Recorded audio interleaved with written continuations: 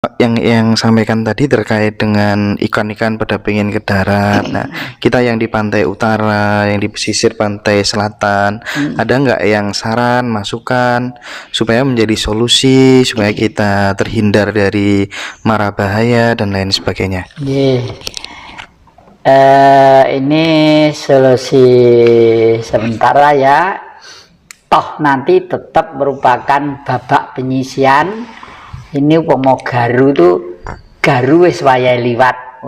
Tapi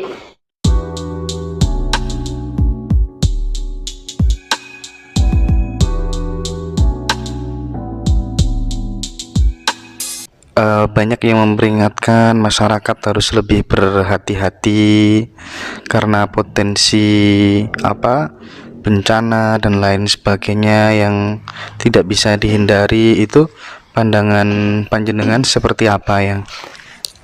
Jadi karena manusia hidup bermasyarakat, bergaul dan berkumpul, kita harus bersikukuh tetap menjaga negara Pancasila. Tapi Pancasila itu suatu ideologi dasar. Jadi bangunannya harus ada. Kalau bangunan harus jelas. Ini genteng, apa sirap, apa gelombang. Ini sokonya, gurunya yang mana, harus jelas ya. Oleh karena itu kita harus menengok sejarah perkembangan bangsa ini. Bangsa ini sejak tahun 74 itu sudah tidak pernah melaksanakan Pancasila dengan baik. Karena Pancasila itu ada pendampingnya.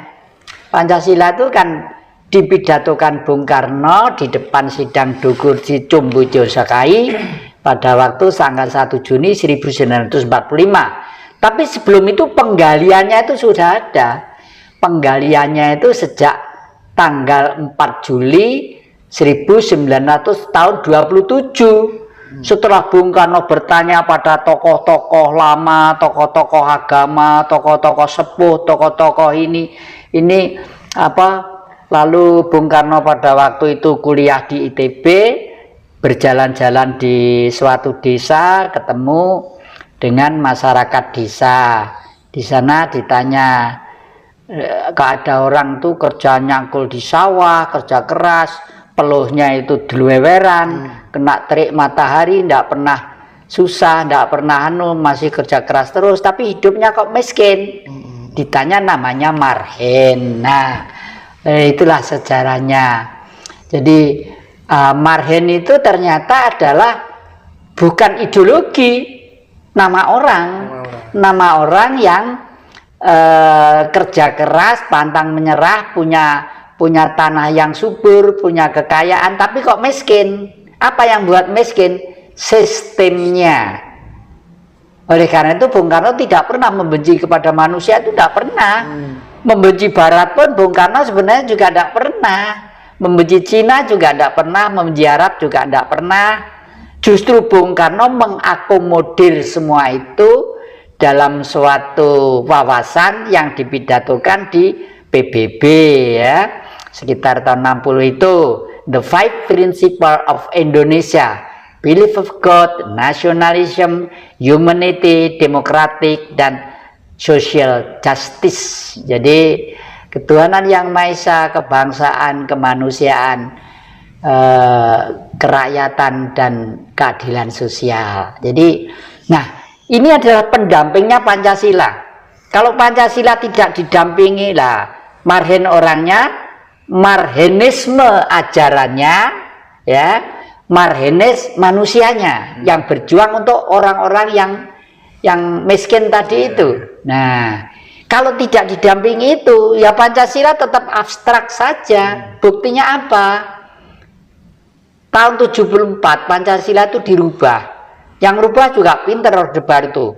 Makai orang-orang gelarnya profesor semua, ya. Ada Profesor Daud Yusuf, ada Profesor Nugroho Susanto ya, yang dari TNI itu. Dirubah, merubahnya indah. Tapi masih seakan-akan tidak bertentangan dengan Pancasila. Tapi sebenarnya motivasi perubahan itu adalah menghapus Marhenisme tadi itu. Karena apa? Kalau Marhenisme nanti tetap dipakai sebagai bahan bangsa, pendamping Pancasila ini, Indonesia itu tidak bisa dikuasai oleh asing.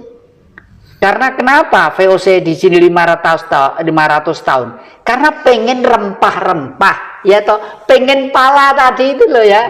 Di Eropa meskipun membuat hamburger, membuat roti, membuat Kentucky dan lain sebagainya, kalau tidak ada rempah-rempahnya rasanya sepo toh. Sepo. Nah, itulah makanya palapa itu adalah kekayaan yang besar di negeri ini gitu. Yang Jati sering meneteskan air mata ketika berbicara tentang beliau, Bung Karno. Apa sih yang sebenarnya yang Jati rasakan? Seolah-olah Bung Karno itu kan presiden. Kalau presiden itu kan biasanya semuanya serba terjamin begitu, tapi seolah-olah saya merasakan ada sisi lain yang mungkin jarang orang memahami. Pripun yang Detik terakhir Bung Karno itu sebenarnya disiksa, bukan tersiksa loh ya.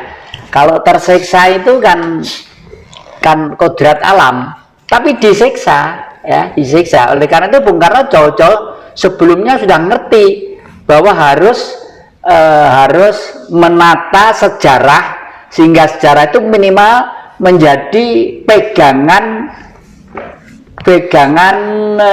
persaudaraan bangsa-bangsa di dunia. Oleh karena itu, dan Indonesia khususnya dan dunia pada umumnya. Oleh karena itu yang terakhir Bung Karno kawin dengan Bu Dewi. Itu kan Jepang ya, darahnya darah Jepang. Karena Bung Karno sadar bahwa Jepang itu adalah negeri pulau kecil yang masih ada kaitannya dengan sejarah-sejarah berkepanjangan pada waktu itu dengan kekuasaan bangsa kita. Jadi Jepang tuh kostratnya Nusantara pada waktu itu, Indonesia sekarang ini yang dulu pada waktu ibu kotanya masih ada di daratan Cina. Orang sana menyebut Sriwijaya itu Jelebode gitu ya. Sriwijaya itu disebut Jelebode gitu. Nah, lalu Bung Karno sudah juga sadar bahwa abad ke-17 leluhurnya itu sudah kuasa ibu kota Nusantara itu di Ternate sana tahun 1763 kurang lebih itu ya. Rajanya itu waduh gagah perkasa gitu.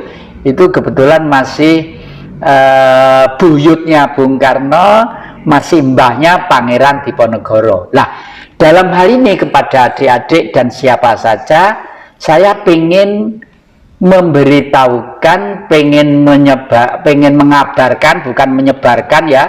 Kalau menyebarkan berarti saya punya ilmu. Berdasarkan pengamatan saya, Bung Karno itu adalah sosok titah manusia yang moksa dengan amat sangat sempurna. Moksa itu ada beberapa tipe. Moksa ala Pangeran Diponegoro, moksa ala Prabu Jayabaya, moksa ala Prabu Brawijaya, dan moksa ala Bung Karno. Menurut hemat saya, moksa yang paling sempurna adalah moksa ala Bung Karno. Kenapa? Kok Bung Karno moksanya lebih tinggi dari Prabu Brawijaya dan Prabu Jayabaya? Ya beliau kan hidup pada abad itu ya. Prabu Brawijaya hidup abad 13, yang Jayabaya mungkin sekitar abad 7-8. Bung Karno abad 20 ya toh. Jadi moksanya sudah modern. Buktinya apa? Beliau bisa hidup sampai kapanpun hilang dengan raganya sekaligus. Ini gini ya, saya semua sudah ingat ya apa yang saya ajarkan, bahwa negeri kita ini menurut peristiwa zaman-zaman dulu adalah negara yang besar. Negara ini kita itu disebut surga ya, jangan lupa ya ajaran-ajaran yang saya berikan. Dan semua kehidupan itu akan mengalami kepunahan. Pohon punah, binatang-binatang punah, bahkan binatang-binatang itu semuanya hidupnya itu lebih mulia dari manusia. Coba kamu selama ini tahu di mana burung mati dengan sendirinya jatuh di tanah karena tuaplok gitu, kan tidak mati. Mati-mati mungkin ditepil oleh anak-anak dan lain sebagainya, atau dipanah gitu. Karena apa? Burung-burung itu mulai dari Banten sampai Alas Purwo, kalau mati, meskipun burung prit, Garuda sampai yang besar-besar, terbang dulu ke puncak Gunung Lawu. Karena Gunung Lawu itu gunung suci, di sana itulah kepundan kawahnya sudah mati. Makanya kalau kamu nanti naik ke sana akan banyak tahu tempat-tempat bekas-bekas belulang-belulang burung-burung itu. Jadi satu. Yang kedua, kera itu jangan dianggap binatang jahat, enggak, binatang suci. Kera itu kalau temannya mati dikubur bareng-bareng, dibuatkan lubang, dikubur, lalu setelah itu dia di pohon-pohon itu prihatin, ya berdoa, ya bunyinya berdoa, ya bahasanya kera, mungkin begitu ya, tapi yang tahu kan Sang Maha, ya Sang Maha, tapi jelas dia itu prihatin loh. Jadi oleh karena itu zaman Ramayana sampai Mahabharata, peranan Anoman Kethek Putih itu selalu ada. Artinya apa? Kera itu contohlah adalah binatang suci yang mengerti peradaban dan selalu setia kepada temannya, bahwa jasmani ini pinjaman bumi harus kembali ke tanah, sehingga diharapkan rohnya kembali suci menyatu dengan sang matahari gitu. Menyikapi yang sampaikan tadi terkait dengan ikan-ikan pada pengen ke darat. Nah, kita yang di pantai utara, yang di pesisir pantai selatan, ada nggak yang saran, masukan supaya menjadi solusi supaya kita terhindar dari mara bahaya dan lain sebagainya? Ini solusi sementara ya. Nanti tetap merupakan babak penyisian. Ini Garu tuh Garu wis wayahe liwat. Tapi kita itu diberi kesempatan, diberi otak itu untuk berpikir. Paling tidak itu kita itu mudah-mudahan terhindar dari Garu yang lewat tadi. Banyak yang mengistilahkan Garu ya, yang ya. Garu itu kan untuk membaca sawah itu ya, Garu gitu. Dan Garu itu fungsinya apa? Fungsinya adalah menghilangkan predator-predator yang nanti kalau ditanami padi jangan mengganggu padi itu. Nah, padi itu adalah manusia gitu ya, adalah manusia. Jadi Garu ini arep liwat, hati-hati gitu lah. Biasanya kita satu, kurangi makan ya, kurangi tidur. Kenapa kok ngurangi makan? Wong manusia hidup butuh makan. Orang itu kalau saya warak, saya ngelukro biasanya musine sitok turu ya, padahal justru orang lapar inilah yang biasanya tuh bisa adaptasi dengan alam ya, dengan alam. Raja Ternate dulu panglimanya ada dua, yang satu berbentuk gagak, burung gagak, yang satu anjing. Itu panglima perang itu, dan beliau bisa misalnya kenapa kok gagak? Gagak itu diperintahkan, ayo musuh katanya mau masuk Indonesia, kamu terbang ke utara, nanti kasih tahu deh, terbang gagak terbang ke utara misalnya sampai Surabaya, itu lalu kembali, ini perahu-perahu musuh sudah sampai mau mendarat di Tanjung Priok misalnya sekarang ya, lalu gagak itu di sini mancik di bahunya sebelah kiri sini, lalu BCI. Yang tahu sang raja itu, karena leluhur kita itu sakti-sakti. Sekarang sudah mau mendarat di Surabaya. Ya sudah, ya terima kasih. Sudah kono wis, kayak nggak ada ibu bojomu kono.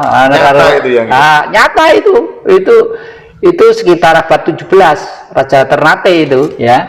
Lalu yang kedua anjing. Anjing punya tugas khusus. Kamu sini, siap Doro, kalau misalnya bisa ngomong gitu. Kamu coba kupingmu tempelkan di tanah, kamu kan bisa menangkap getaran jalannya tentara atau kuda. Coba kira-kira sampai di mana gitu lah. Lalu anjing itu ditempelkan telinganya di tanah. lapor juga, gitu lah. Sang raja ngerti juga, sekarang sudah mau masuk Pandaan, gitu misalnya. Wah, sekarang sudah masuk Lawang, sudah dekat, ayo tentara, pasang tapal kuda, hadapi. Begitu dulu. Makanya sumpah Prabu Kertanegara itu Prapta Ika Dharma Putra Nusantara, ingsun Tanhamukti Palapa.